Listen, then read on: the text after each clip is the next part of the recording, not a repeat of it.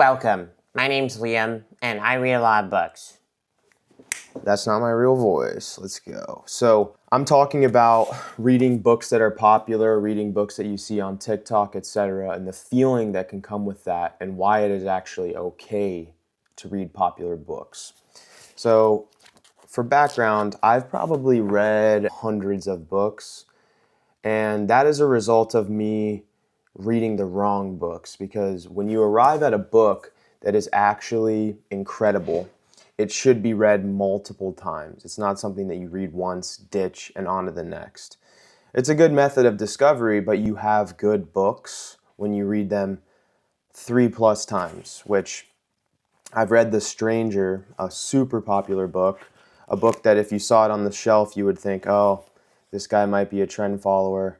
I've read this many times, listened to it twice, and maybe that's personal preference, but this is an incredibly popular book, and I love it. Another example is The Brothers Karamazov by Fyodor Dostoevsky. Now, if I'm honest with you, I've only read 255 pages of this book. However, and that's just because my reading philosophy is if I'm not fucking with it, I'm going to grab another book.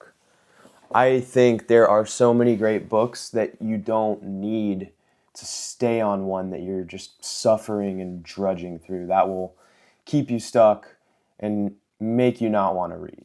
So that's a simple aside. But the main point of this is I want to talk about why it's fine to read books that you see on TikTok or books that are popular, and go and get those books. Because you don't want to avoid those books because you're trying to gain some intellectual upper hand. It's not that you don't want to read The Stranger because you think it's not going to distinguish you from all the other people that read it. I really doubt that people read books because they're trying to be better than someone else. I think that it's a very egoic thing to boast about.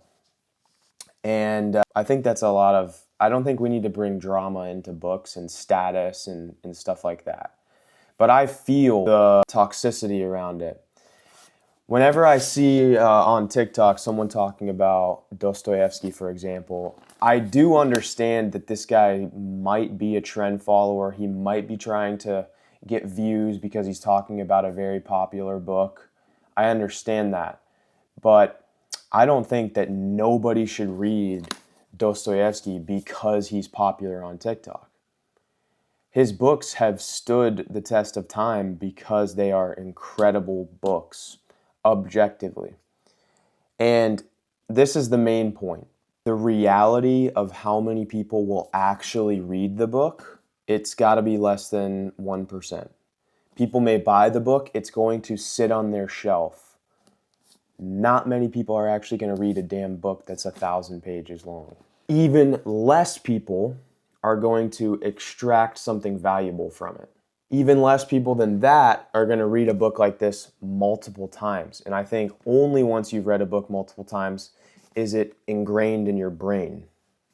And perhaps on the first go around, you grab something from it and you think about that for a few months. It could be, let's say you read The Stranger and you think about absurdism and moving through life despite it not having meaning.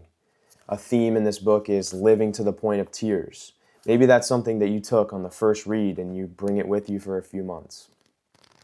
But there are endless more themes to be drawn from a short novella like The Stranger. And I think it's only in the subsequent reads that you get that. You're able to drill a lesson from someone else's life into your own head by reading a book. I think that's the value of fiction. I began reading nonfiction books because I was just a simple idiot, I would say. So I started with reading nonfiction. But I forget who says, it might have been Camus who said, fiction is the lie through which we tell the truth. I think that by reading fiction, and I'm going on a tangent here, by reading fiction though, you're able to better feel the feelings of someone else. And feelings are the greatest teachers. It is in your childhood when you felt incredibly uncomfortable in the middle of the classroom because everyone was pointing at you. That was something that left an impression on you.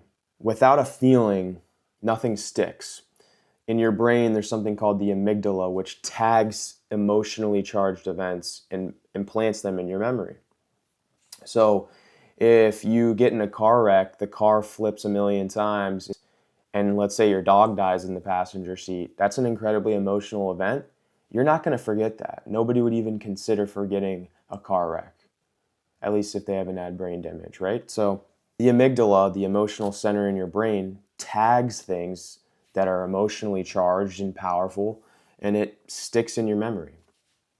So for that, when you're reading a book of fiction, if you feel something in that book, you feel some type of way, that book is going to remain with you in memory and whatever. So I would like to say that all of these popular books that I have picked up, which I have a whole shelf over here full, and then I got a library downstairs, all of these books I have readily enjoyed and have read some of them multiple times. And they have been books that I found on TikTok. Well, no, honestly, I haven't found shit through TikTok, but that's just because I've just read most of those books that are already on there, right? I found them through self-exploration or exploring by myself. I found those popular ones. So I think there's a few lessons in this video about reading, but don't be afraid to buy a book that's on the bandwagon and enjoy it, because it's a book. Just because something is read by other people does not mean that it's bad or that you have to be different. I think the longing to be different and distinguish yourself and read a book that nobody else is reading is very ego driven. So just read the good shit. And last thing, if you're excited to read a book, then you're going to be able to read it with ease. It's only some of these books that I'll buy off a whim, I think that's the saying, that I'm not excited to read. But I can pretty much read anything in the world, no matter how complex it is, if I'm excited to read it. So if you're excited to read a book that is the national bestseller and everyone on TikTok is talking about it, like The Alchemist by Paul Coelho or whatever, go read it. It's an incredible book. Just because Kylie Jenner was reading it doesn't mean it's bad. It's like shit. Let's get a thumbnail. Oh, that's fire.